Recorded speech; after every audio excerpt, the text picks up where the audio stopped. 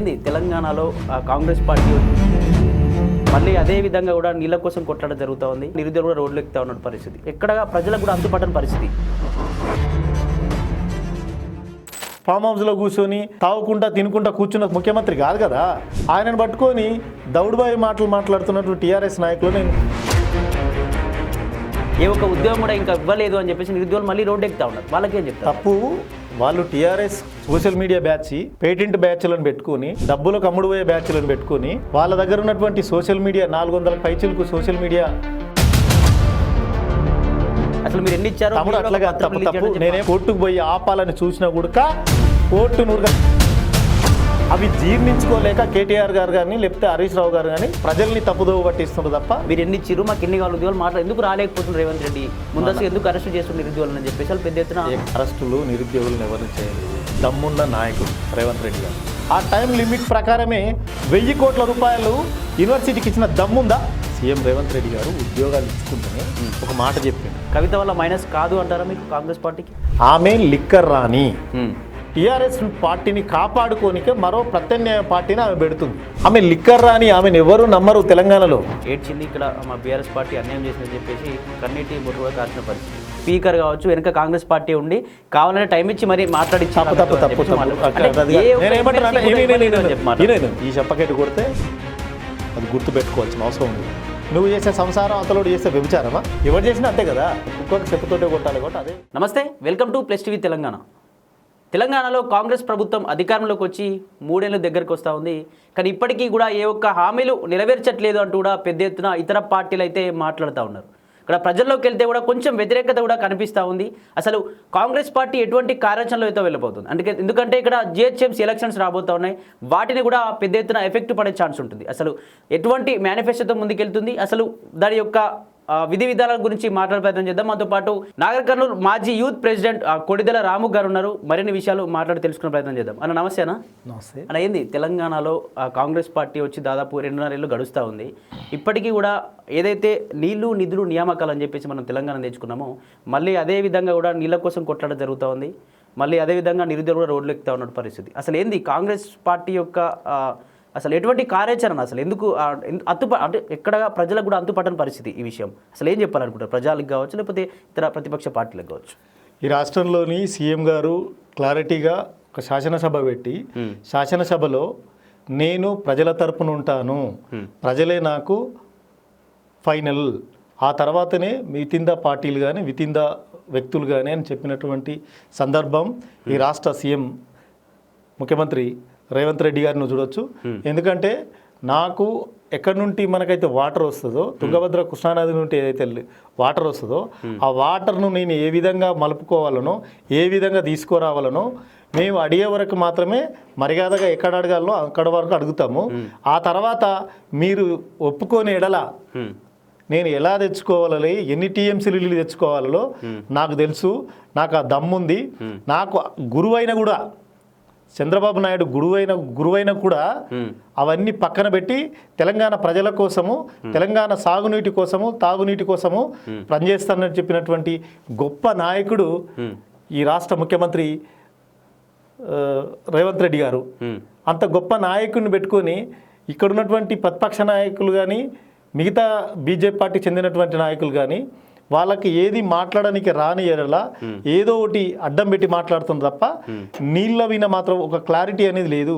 వీళ్ళు నీళ్ళ కోసము మాట్లాడుతున్నటువంటి టీఆర్ఎస్ పార్టీ నాయకులు కానీ పదే పదే నేను చెప్తున్నది ఏంటంటే, మీరు ఆనాడు రోజమ్మ గారి ఇంటికి పోయి చేపల పులుసు తిని నీళ్ళ కోసం సంతకం పెట్టొచ్చిన సందర్భాలు మర్చిపోయారా? ఆనాడు మీరు ఇక్కడ పెట్టుకొని ఇక్కడ పిలిపించుకొని జగన్మోహన్ రెడ్డి ముఖ్యమంత్రిగా ఉన్నప్పుడు తెలంగాణకు పిలిపించుకొని సకల మర్యాదలు తెలిపించుకొని మనకు రావాల్సిన టీఎంసీలను పక్కదారి పట్టించి తక్కువకు టీఎంసీలకి సంతకాలు పెట్టినటువంటి సందర్భాలు మర్చిపోలేదా? ఎందుకంటే తెలంగాణ ప్రజలు ఎవరు ఉడక తిక్కోళ్ళు గారు, తెలివిలేనోళ్ళు గారు, చాలా విజ్ఞతమైన వాళ్ళు, తెలివి ఉన్నోళ్ళు. కాబట్టి నీళ్ళ మీద ఈ రాష్ట్ర ముఖ్యమంత్రి గారు రేవంత్ రెడ్డి గారు చాలా క్లారిటీగా ఉన్నారు. ఆ క్లారిటీతోటే మేము పదే పదే చెప్తున్నాము, నీళ్లు నిధుల వినా చాలా క్లారిటీగా ఉన్నాము. నీళ్ళు అనేది చాలా ఇంపార్టెంట్. వాళ్ళు అంటున్నారు మేము వదిలేసిన ప్రాజెక్టులో 10% పని చేయలేదు అనేది. 10% పని చేయలేదు అనేది దద్దమ్మలకు నేను కనపడతలేదా అని అడుగుతున్నాను. ఆయన అన్నిటికన్నీ సిద్ధంగా ఉన్నాయి. ముఖ్యంగా ఉమ్మడి పాలమూరు జిల్లాలోని ఎక్కడ కూడా ఏ సమస్య రాకుండా లీలవిన ఆయనకు రివ్యూ చేసుకుంటూ అన్ని 90% కదా కంప్లీట్ అయినాయి. ఇంకొక సంవత్సరం మీరు ఓపిక పట్టుకుంటే అన్ని ప్రాజెక్టులు ఓపెన్ అవుతాయి. అంటే దీనికి సంబంధించి అన్న రేవంత్ రెడ్డి ఏ ప్రసంగంలో మాట్లాడినా కూడా అసలు అప్పు పుట్టట్లేదు, ఇప్పటికే గత ప్రభుత్వం కొన్ని లక్షల కోట్లు కాళేశ్వరంతో మింగిపోయినరు, మేము ఈ వడ్డీలే కట్టలేక ఇబ్బందులు పడతా ఉన్నాం, మేము కొత్తగా అధికారంలోకి వచ్చినాం కాబట్టి అసలు ఎక్కడ ఎన్ని అప్పుల కుప్పొందో అర్థం కాని పరిస్థితి, కొంచెం ఓపిక పట్టండి అని చెప్పి ఇంకా చెప్తూ వస్తా ఉన్నారు. కానీ ప్రజలు కొంచెం వ్యతిరేకంగా ఉన్నట్టుగా అనిపిస్తుంది. ఎందుకంటే అదే నేనేమంటున్నానంటే ప్రజలకు అర్థమయ్యే రీతిలో ఈ భారతదేశంలో ఏ ముఖ్యమంత్రి చెప్పలేదు. లోటు బడ్జెట్లు కానీ అయ్యి బడ్జెట్లు కానీ అప్పుల గురించి కానీ ఒక చిన్న పిల్లోడిలాగా కుటుంబానికి ఎంత నిధులు కావాలి, ఎంత ఖర్చు పెట్టాలి, ఎంత మనం వాడుకోవాలి అనే దాని మీద ఈ రాష్ట్ర ముఖ్యమంత్రి గారు ఎప్పటికప్పుడు క్లియర్గా చెప్పగలుగుతున్నాడు కదా. ఈ భారతదేశంలో ఏ ముఖ్యమంత్రి అయినా చెప్పగలిగిండే అట్లా? ఈరోజు మేధావులు కానీ మిగతా వారు కానీ హర్షించదగ్గ నాయకుడు అని చెప్పుకుంటున్నారు. మరి దాని ఎందుకు మీరు కౌంట్ తీసుకుంటలేరు? కౌంట్ తీసుకోవాలి కదా. ఇప్పుడు మన కుటుంబం జరగాలంటే, ఇప్పుడు ఉదాహరణకు చిన్న కోమటాయనతోనికి పోతే ఒక వ్యాపారం చేసుకుంటే రేపు మనం బిజినెస్లో ఏం పెట్టుబడి పెడితే ఎంతవరకు మన నిధులు కావాలి, ఎంతవరకు ఉంటే మన సరుకు ఉంటుంది, సరుకుంటే మనం ఎంతవరకు అమ్ముకుంటాము, కుటుంబం ఎంతవరకు కలుస్తుంది, లేదా మనం బిజినెస్లో బయట ఎంత ఇవ్వగలుగుతాం అనేది చిన్న క్యాలిక్యులేషన్ చేయగలుగుతాడు. ఈ రాష్ట్ర ముఖ్యమంత్రి గారు అది చేయకుండా అనామతం గాలికి వదిలిపెట్టి నెలలు ప్రజలకు అందుబాటులో ఉండకుండా ఫామ్ హౌస్లో కూర్చొని తాగుకుంటా తినుకుంటా కూర్చున్న ముఖ్యమంత్రి కాదు కదా. నిరంతరం 365 రోజులు ప్రజల కోసమే పనిచేస్తున్నటువంటి ముఖ్యమంత్రి గారు రేవంత్ రెడ్డి గారు. ఆయనను పట్టుకొని దౌడుబాయి మాటలు మాట్లాడుతున్నటువంటి టీఆర్ఎస్ నాయకులు నేను ప్రధానంగా చెప్తున్నాను, వారు ఈ రాష్ట్రంలో జరుగుతున్నటువంటి అభివృద్ధిని చూసుకోలేకనే ఇట్లాంటి మాటలు మాట్లాడుతున్నారు. అంటే ఇక్కడ తెలంగాణలో నిరుద్యోగులకు చాలా హామీలు ఇచ్చింది. ఏదైతే 2 లక్షల ఉద్యోగాలు ఇస్తా అని చెప్పేసి హామీ ఇచ్చి అధికారంలోకి వచ్చింది. నిరుద్యోగులందరినీ కూడా ప్రతి గడపకు వెళ్ళి మా కాంగ్రెస్కి ఓటేయండి అని చెప్పేసి కూడా ఓటు అడిగిపించింది.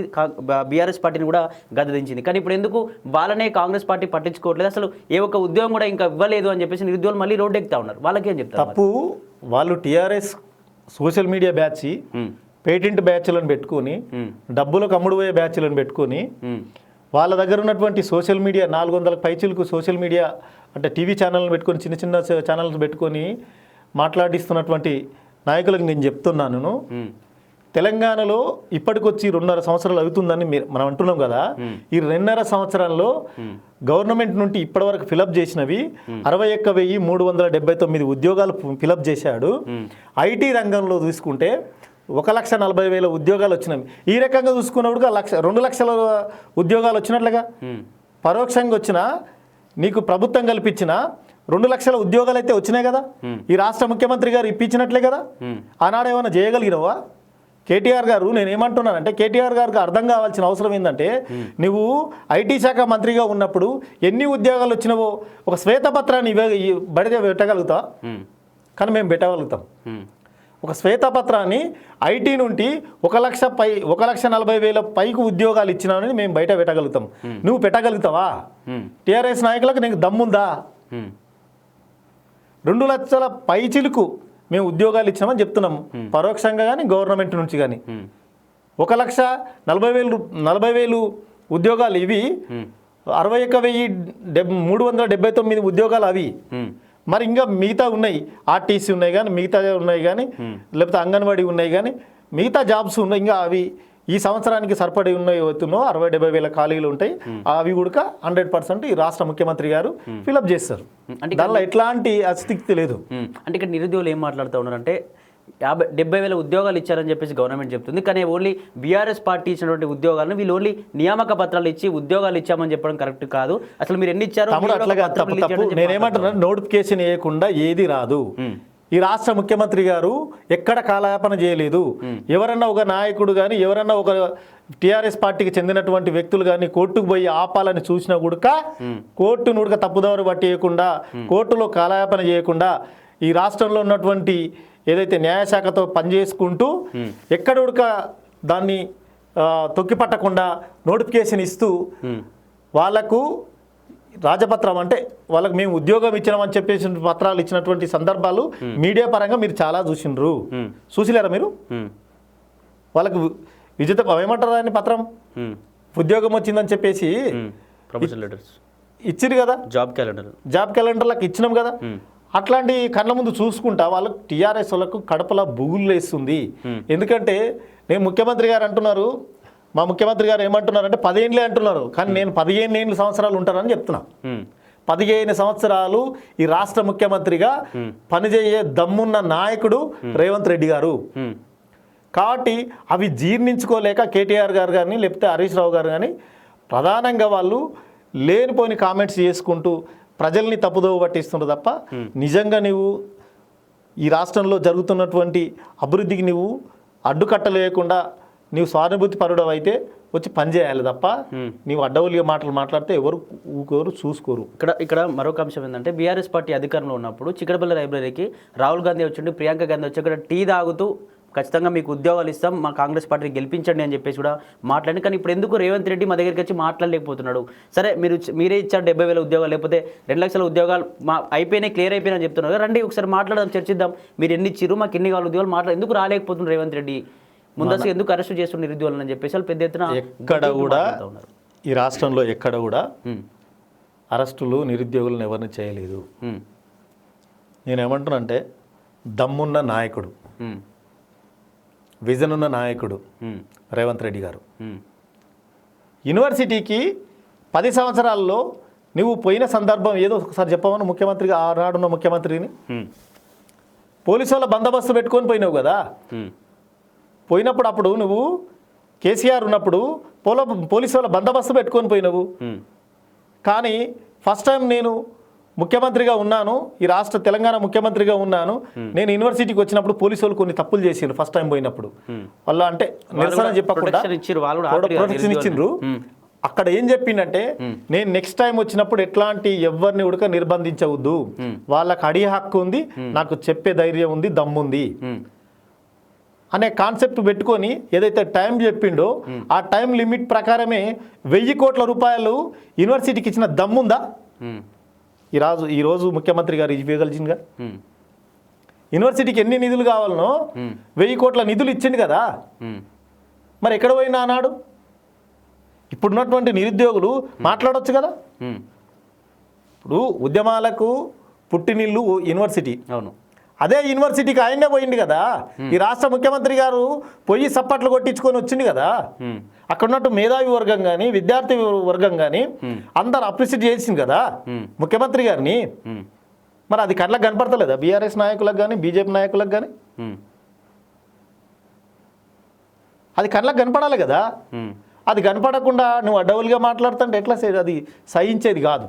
అంటే ఇక్కడ పార్టీలు కాకుండా నిరుద్యోగులు మాట్లాడుతూ ఉన్నారు కదా. నిరుద్యోగులు ఏమంటా ఉన్నారంటే మేము ఎవరం గొంతిచ్చి మాట్లాడినా ముందస్తు అరెస్టులు అయిపోతున్నాయి, లేకపోతే ఈ పార్టీ ఆ పార్టీ అని చెప్పి ముద్రేస్తున్నారు. నిజంగా మేము పార్టీ వాళ్ళమా స్టూడెంట్స్ ఒకసారి సెంట్రల్ లైబ్రరీలోకి వచ్చి ఒకసారి చూడండి, నిజంగా మా హాల్ టికెట్ చెక్ చేసుకోండి, మేము చదువుకునే ప్లేస్ కూడా చూపిస్తాం, రండి మీరు సిద్ధమా చర్చకు అని చెప్పేసి నిరుద్యోగులు మాట్లాడుతూ ఉన్నారు. నేను అదే అంటున్నాను ఏంటంటే గతంలో లాగా ఏదైతే ట్యూషన్కి వెళ్ళే వాళ్ళు కానీ లేదంటే అదేమంటారు ఇన్స్టిట్యూట్లు పెట్టుకొని ఇన్స్టిట్యూట్లకు డబ్బులు ఇచ్చే రకంగా లోపాయిక ఒప్పందాలు పెట్టుకొని ఇన్స్టిట్యూట్లతో డబ్బులు వసూలు చేసుకొని కాలయాపన చేసుకుండా విద్యార్థులతోటి కాలయాపన చేసుకుంటూ టైం జరిపినటువంటి సందర్భ నాయకుడు కాదు.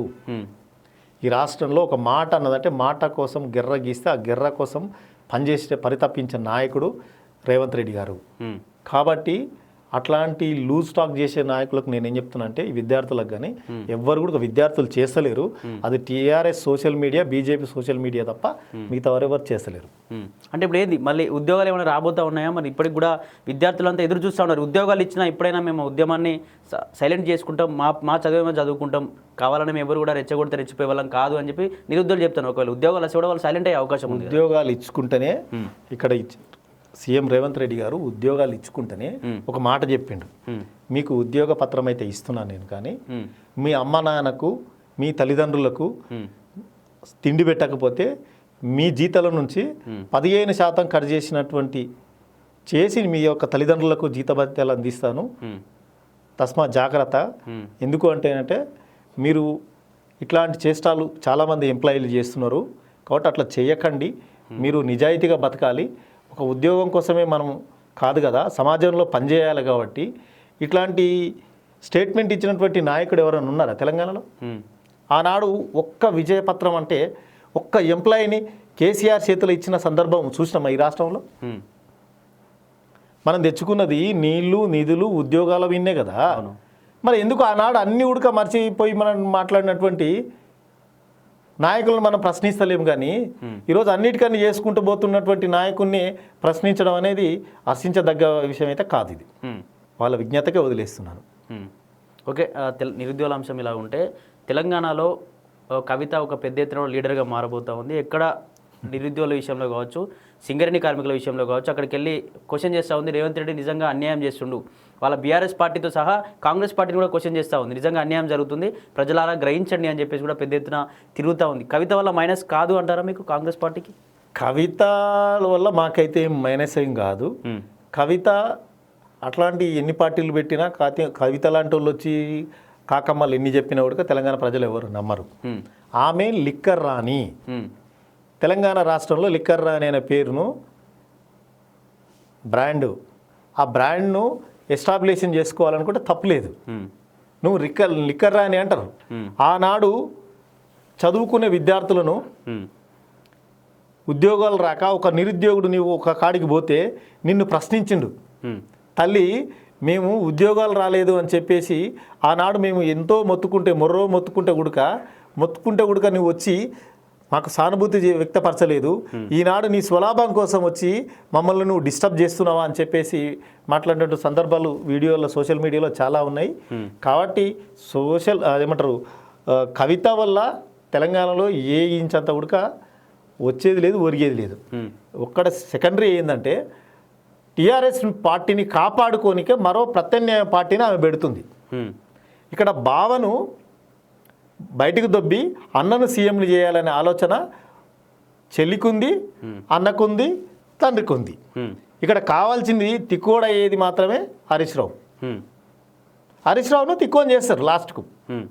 లేదంటే నిన్న దాకా ఏదో సోషల్ మీడియాలో వచ్చింది, అతను ఏదో బీజేపీల పార్టీలకు పోతున్నాడు అనేది సోషల్ మీడియాలో వచ్చింది. ఉండొచ్చేమో, ఎందుకంటే అయిపోయేదాకా ఎవరు చెప్పారు దొరలు. 100% ఈమె లైన్ క్లియర్ చేసుకోవడానికి, అన్న లైన్ క్లియర్ చేసుకోవడానికి కవిత లేనిపోని ఆరోపణలు అయితే ఉండొచ్చు. ఆరోపణలు నేను లేనిపోని కూడా అనడం తప్పు, కానీ ఆరోపణలు ఉండొచ్చు. ఆనాడు 10 సంవత్సరాలు అధికారంలో ఉన్నప్పుడు ఇదే హరీష్ రావు విన ఎందుకు మాట్లాడలేదు, ఇదే కేటీఆర్ విన ఎందుకు మాట్లాడలేదు, ఈ మీ తండ్రి అయినటువంటి కేసీఆర్ విన ఎందుకు మాట్లాడలేదు, ఆ ప్రభుత్వం మీద ఒక చిన్న స్టేట్మెంట్ చూపి నువ్వు అంటున్నావు కదా నేను చిన్నవా పైసంతా తీసుకోలేదని. తీసుకోలేదు కదా, మళ్ళీ ఆనాడే నువ్వు పెట్టి మాట్లాడేది ఉండేవి, ఎందుకు మాట్లాడలేకపోయినావు? ఇదంతా కేసీఆర్ ఆడిస్తున్నటువంటి నాటకము. ఓకే, మీరేమో కేసీఆర్ ఆడిస్తున్నాడు, వెనక కేటీఆర్ నడిపిస్తున్నా అని చెప్పి మేము మాట్లాడుతున్నాడు. కానీ బయట సర్క్యులేట్ అయ్యే అంశం ఏంటంటే కవిత వెనక రేవంతే ఉన్నాడు, రేవంతే నడిపిస్తున్నాడు. మాకు అవసరం లేదు, ఇది తప్పు. మాకు అవసరం లేదు.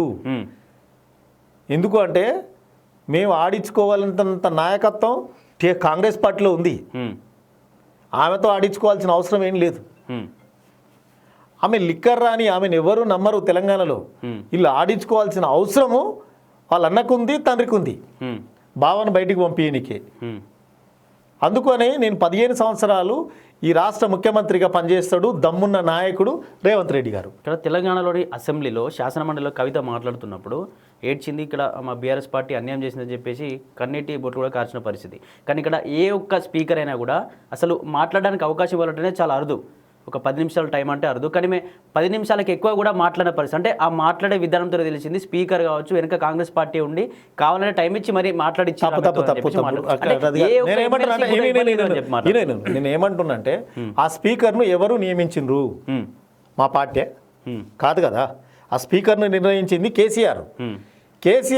స్పీకర్ మాట్లాడుకుండొచ్చు, బిడ్డను మాట్లాడడానికి టైం ఇప్పించచ్చు అనుకోవచ్చుగా. మేమెందుకు అనుకుంటాం? ఆ చైర్లో కూర్చున్నటువంటి స్పీకర్ ఎవరైతే ఉన్నారో, చైర్మన్ సాబ్ ఎవరైతే ఉన్నారో, ఆ చైర్మన్ గారు తర్వాత కేసీఆర్ ఇద్దరికి లోపాయిక ఒప్పందంతో బిడ్డతోటి మాట్లాడిచ్చిండు అనుకోవచ్చు కదా. ఇప్పుడు తెలంగాణలో బలంగా ఉన్నటువంటి కాంగ్రెస్ పార్టీని దెబ్బగొట్టాలంటే వేరే రకంగా వచ్చి సానుభూతిని వ్యక్తపరచుకోవడానికి ఒక నాటకం ఆడుతున్నటువంటి కవిత. నిజంగా నీకు తెలంగాణ ప్రజల మీద కానీ, తెలంగాణ సమాజం మీద కానీ, తెలంగాణ మేధావీన వ్యక్తుల మీద కానీ, తెలంగాణ నిరుద్యోగుల మీద కానీ, తెలంగాణలో పనిచేస్తున్నటువంటి సబ్బండ కులాల మీద కానీ నీకు ఇసంత ప్రేమ ఉడక లేదు కవితకు. ఆమెకు డబ్బుల కోసమే పనిచేస్తుంది. ఓన్లీ డబ్బు కావాలి, అధికారం కావాలి. ఈ రెండూ లేకపోతే వాళ్ళు పనిచేయలేరు. ఇప్పుడు కేటీఆర్ని తీసుకుంటే ఇట్లా ఆహంగక్కుతున్నాడు అధికారం లేకపోయే వరకు. ఈవెన్ ఈమె కూడా అంతే కదా, దొరసాని కూడా అంతే చేస్తుంది కదా.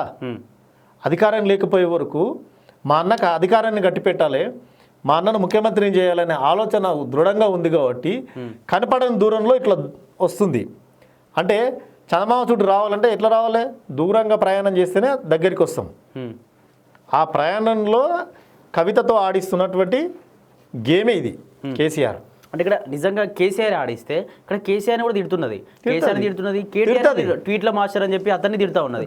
నిజంగా కేటీఆర్ ముఖ్యమంత్రి కావాలనే ఉద్దేశం ఇటు కేసీఆర్ కావాలి. అట్లా చేస్తేనే కదా నమ్మేది, అట్లా చేస్తేనే కదా తండ్రిని తిడితేనే కదా నమ్మేది. జనాలు నమ్మాలంటే వాళ్ళు ఏదైనా చేస్తారబ్బా, ఏదైనా చేస్తారు. వాళ్ళ కుటుంబం కేసీఆర్ కానీ, హరీష్ రావు కానీ, కవిత కానీ వాళ్ళు ఏదైనా చేస్తారు.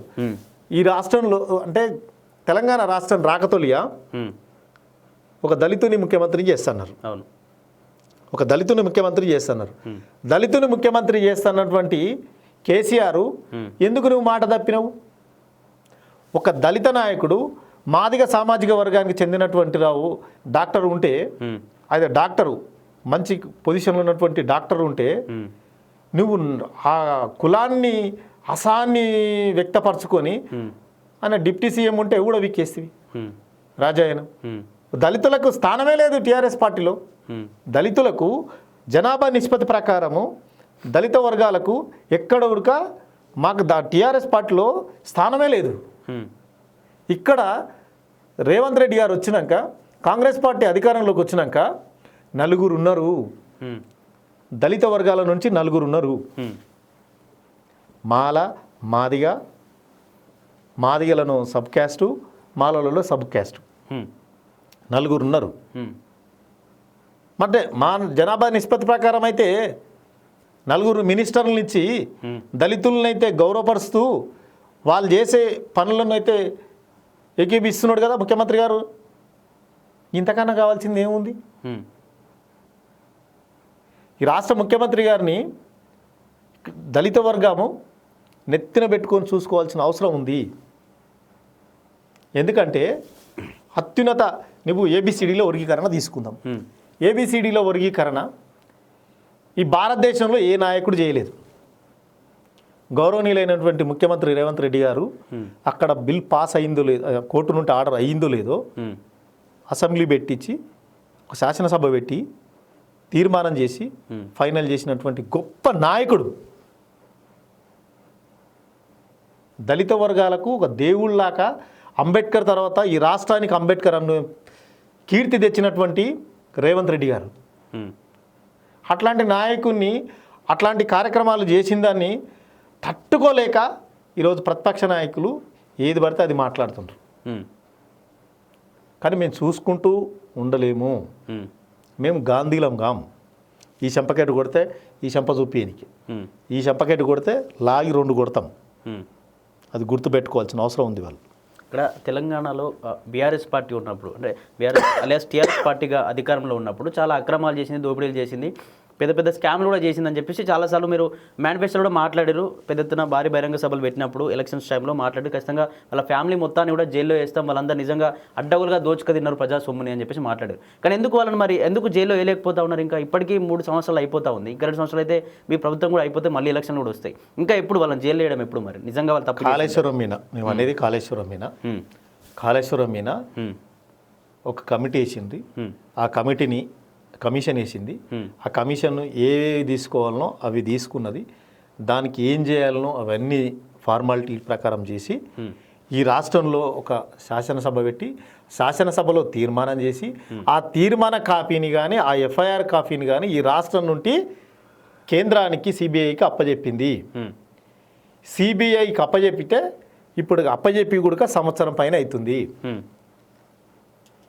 నేనేమంటున్నానంటే కేంద్రము ఇక్కడ ఉన్నటువంటి బీఆర్ఎస్ నాయకులు ఇద్దరు లోపాయిక ఒప్పందంతో వాళ్ళు అరెస్టులు చేస్తలేరు.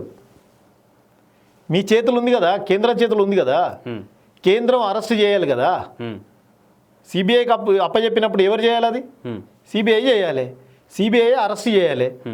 తండ్రిని కానీ కొడుకును కానీ అల్లుని కానీ ఆ పార్టీలో ఉన్నటువంటి నాయకుడు ఈటెల రాజేందర్ను కానీ, ఎందుకంటే అప్పుడు ఆర్థిక శాఖ మంత్రి ఉన్నాడు కాబట్టి అతన్ని కానీ అరెస్ట్ చేయాలంటే ఇదంతా మా పార్టీకి మేమే రుద్దుకోవాల్సి వస్తుందని చెప్పి బీజేపీ నాటకాలు ఆడుతుంది.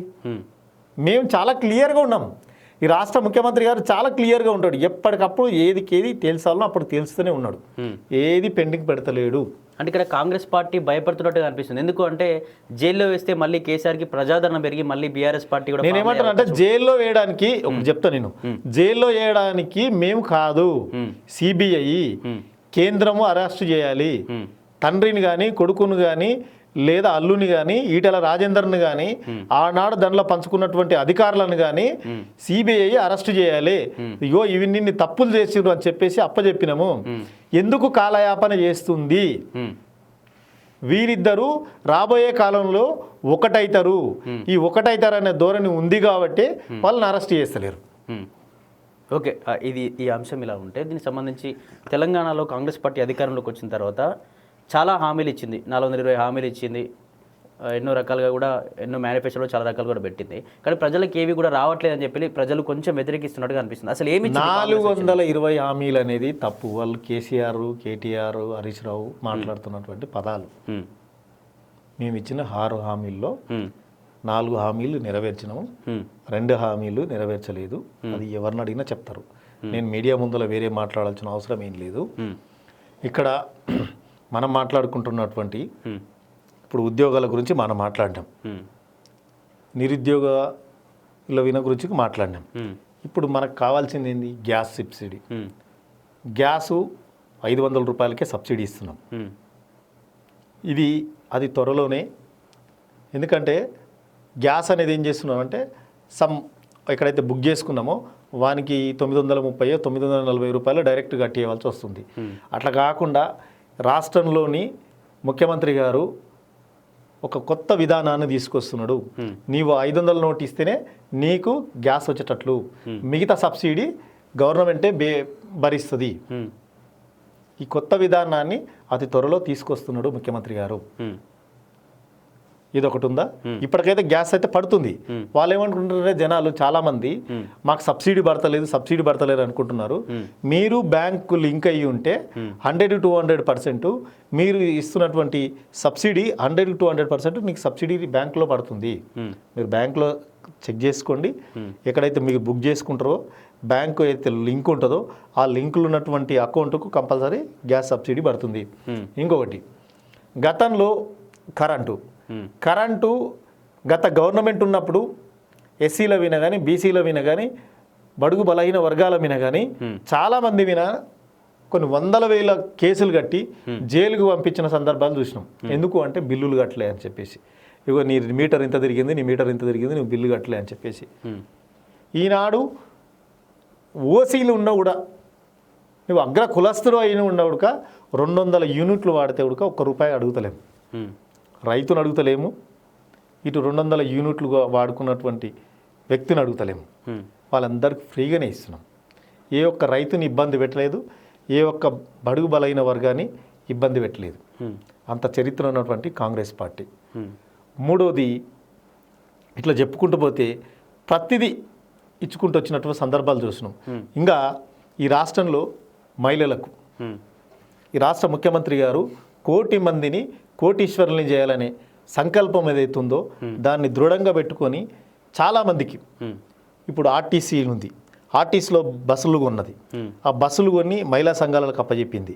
మహిళా సంఘాలకు డైరెక్ట్ వాళ్ళకి ఇన్కమ్ వస్తుంది. తర్వాత మహిళా సంఘాలకు ఏదైతే పెట్రోల్ బంకులు పెట్టించాడు, మళ్ళా ఆనాడు మహిళా సంఘంలో ఎవరైనా చనిపోతే ₹1 రాకపోతుండే, ₹1 రాకపోతుండే. మహిళా సంఘాల్లో చనిపోతే 10 లక్షల రూపాయల ఇన్సూరెన్స్ ఇస్తున్నాడు ఇప్పుడు. ఒక కుటుంబానికి ఒక పెద్ద కొడుకులా, ఆ కుటుంబానికి పెద్ద కొడుకులా 10 లక్షల రూపాయల ఇన్సూరెన్స్ ఇస్తున్నాడు. ఆ కుటుంబంలో ఒక ఇన్సిడెంట్ జరిగితే ఈ రాష్ట్ర ముఖ్యమంత్రి ఇవ్వగలుగుతున్నాడు? దేశంలో ఏ రాష్ట్ర ముఖ్యమంత్రి ఇవ్వగలుగుతున్నాడు? ఇవన్నీ చేస్తున్నవి ఓర్చుకోలేక ప్రతిపక్షాలు ప్రధానంగా కామెంట్ చేస్తున్నాయి తప్ప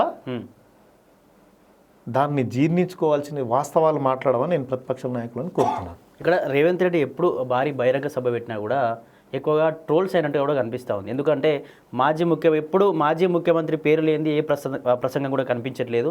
అందులో తొండలెడి స్థానం లేకపోతే రంగనాయక సార్లు ఉరేసా ఈ మాటలు ఎక్కువైపోయాయి, తిట్టుకోవడం ఎక్కువైపోయింది, కానీ ప్రజల కోసం పనిచేయడం తక్కువైపోయినట్టు కనిపిస్తూ ఉందని చెప్పి ఇటు ప్రతిపక్షాలు కూడా చాలాసార్లు కూడా మాట్లాడుతూ ఉన్నాయి. కొంచెం ప్రజలు కూడా మాట్లాడుతూ ఉన్నారు ఈ రకమైన భాష ఏంటి అని చెప్పేసి. ఏం చెప్తారు దీనికి సంబంధించి? నేనేమంటున్నానంటే ఈ రాష్ట్ర ముఖ్యమంత్రి గారు ఆ భాష మాట్లాడినట్టు కదా, ఆ భాషను నేర్పించిన వ్యక్తి ఎవరు? పోనీ తెలంగాణలో ఆ భాషను నేర్పించిన వ్యక్తి ఎవరు?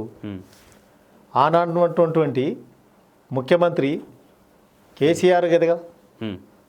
కేసీఆరే ఈ భాషను నేర్పించిండు. నువ్వు ప్రెస్ మీట్లో కానీ బహిరంగ సభల్లో కానీ ఇష్టానురాకంగా మాట్లాడినటువంటి వ్యక్తి నువ్వు ఈరోజు నువ్వు ఆయన మాట్లాడుతావంటే బాధపడతావేంది? నువ్వు చేసే సంసారం అతలోడు చేసే వ్యభిచారమా? ఎవరు చేసింది అంతే కదా, ఎవరు చేసినా అంతే కదా. నువ్వు చేస్తేనే సంసారం, అవతలోడు చేస్తే వ్యభిచారమా? కుక్కకు చెప్పుతోటే కొట్టాలి కాబట్టి అదే చేస్తున్నాడు ముఖ్యమంత్రి గారు. అంటే ఇక్కడ మరో అంశం అన్న, ఫ్రీ బస్ పెట్టిరు, ఫ్రీ బస్ పెట్టి మహిళలకు కొట్లాట పెట్టింది కాంగ్రెస్ అని చెప్పేసి కూడా ఇటు బీఆర్ఎస్ పార్టీ మాట్లాడుతుంది, బీజేపీ మాట్లాడుతుంది, కొందరు మహిళలు కూడా మాకు ఇబ్బంది అవుతా ఉందని చెప్పి వాళ్ళు కూడా మాట్లాడుతూ ఉన్నారు. అలాగే వాళ్ళకి ఇచ్చినటువంటి ఫ్రీ బస్ టికెట్ ధరను అదనంగా అబ్బాయిల దగ్గర అంటే పురుషుల దగ్గర గుంజుతూ ఉన్నది కాంగ్రెస్ పార్టీ అని చెప్పేసి ఈ విధమైన అలిగేషన్లు కూడా వస్తూ ఉన్నాయి. అంటే ఏం చెప్తారు సంబంధించి? ఎందుకంటున్నానంటే ఒక్కరోజుకు సగటుగా 30 లక్షల మంది స్త్రీలు కానీ తిరుగుతున్నటువంటి సందర్భం చూడవచ్చు. వాళ్ళు మనం గౌరవించాలి. ఒక అక్కగా, ఒక తల్లిగా, ఒక చెల్లిగా, ఇంత విద్యార్థులు కానీ మిగతా వాళ్ళు కానీ ఉద్యోగస్తులు కానీ స్త్రీలు వాళ్ళని గౌరవించుకోవాల్సిన అవసరం ఉంది. ఈ టీఆర్ఎస్ పార్టీకి చెందినటువంటి వ్యక్తులు ఎవరైతే లూజ్ టాక్ చేస్తున్నారో దాన్ని తిప్పికొట్టాల్సిన అవసరం ఉంది. అక్కడ ఉన్నటువంటి ప్రజలే ఆ బస్సులనే అక్కడనే సమాధానం చెప్తున్నారు. నీకు నొప్పి ఉంటే నువ్వు ఆర్టీసీ బస్ ఎక్కినావు కదా, నువ్వు వద్దనుకుంటున్నావు కదా, నువ్వు వద్దనుకున్నప్పుడు నీకు ఆధార్ కార్డు చూపకపోతే టికెట్ అడుగుతాడు కండక్టర్, ఆ టికెట్ మరి ఎందుకు ఇంతవరకు బీఆర్ఎస్ నాయకురాళ్ళు ఆర్టీసీ బస్సులు ఎక్కి ఫ్రీ టికెట్ తీసుకున్నారు కానీ ఎందుకు ఆధార్ కార్డు చూపకుండా బస్ టికెట్ తీసుకోలేదు? డబ్బులు పెట్టి ఎందుకు కొనలేదు? మేము ఇచ్చే పథకమేమో బాగుంది, మీరు మాట్లాడే విధానం అయితే బాగలేదని నేను అంటున్నాను. దీనికి మీరేమంటారు? టీఆర్ఎస్ నాయకులు చెప్పాలి. కాబట్టి ఈ దేశంలో మనల్ని చూసి ఆదర్శవంతమైనటువంటి స్కీములను చూసి పక్క రాష్ట్రంలో ఓపెన్ చేసినారు. ఏపీలో మనల్ని చూసి ఆడగుడిగా ఓపెన్ చేసింది కదా, ఆడగుడిగా ఫ్రీ బస్సే ఉంది కదా. ఒకవేళ మనది బాలేక లేదనుకుంటే ఆడికి ఎందుకు వచ్చేస్తారు? ఇంకోటి సన్న బియ్యం, ఆనాడు ఎప్పుడన్నా ముఖ్యమంత్రి గారు సొన్న బియ్యం కాదు ఇట్లా ఒడ్లు వండించిన ఉడక నీకు ఏమంటారు ఊరేస్తే ఊరి అని చెప్పిండు.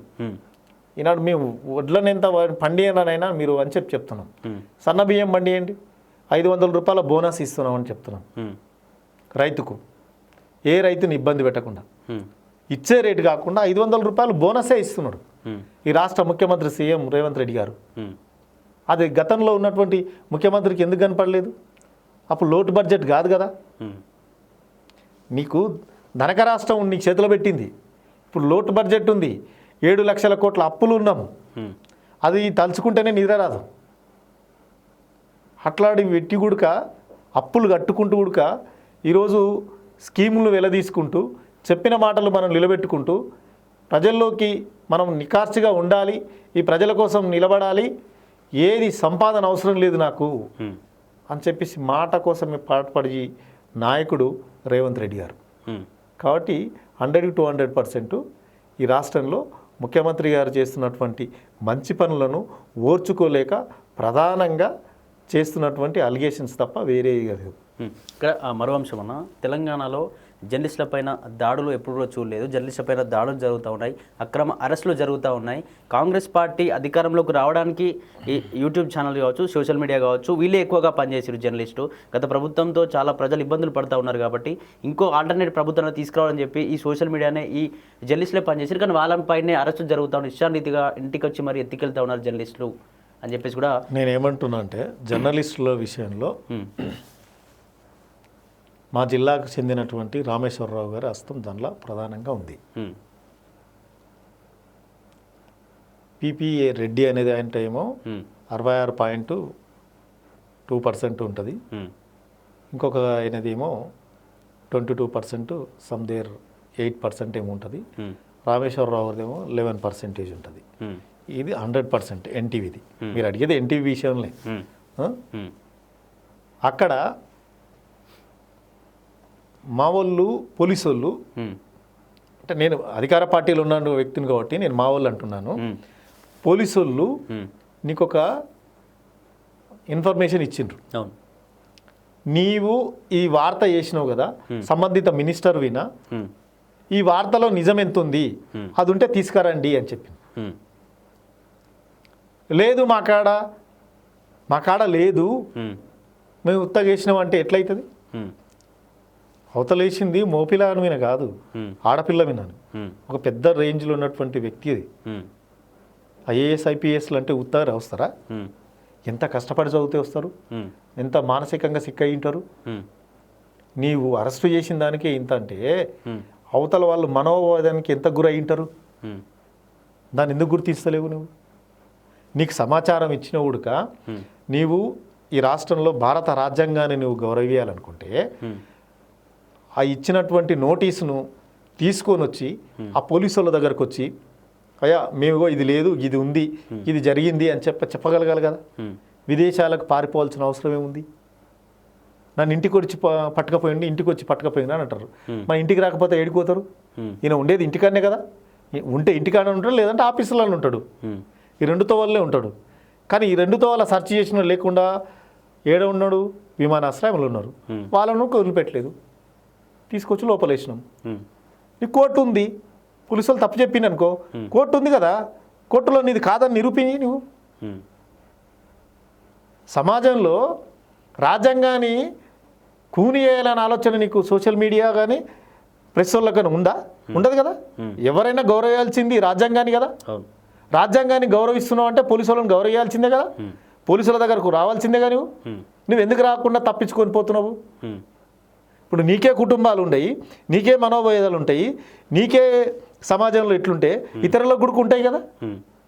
దానిని కూడా దృష్టిలో పెట్టుకోవాలి కదా. ప్రతిదీ ఫేస్ చేయాలి. ఒక మాట అన్నానంటే, ఒక వార్త రాసిందంటే దాన్ని ఫేస్ చేయాలి. ఎవరు కూడా వదిలిపెట్టము. ఎవరెవరైతే తప్పులు చేసింటారో వాళ్ళు నిజాయితీగా ఉండాలి. నిజాయితీగా ఉంటే రాయండి, చేయండి. కానీ అది వదిలేసి నీ వార్త కోసము, ట్రోల్ చేసుకోవడం కోసము, నీ సెన్సేషన్ కోసము ఏదో రాస్తంటే ఎవ్వరు ఊకోరు.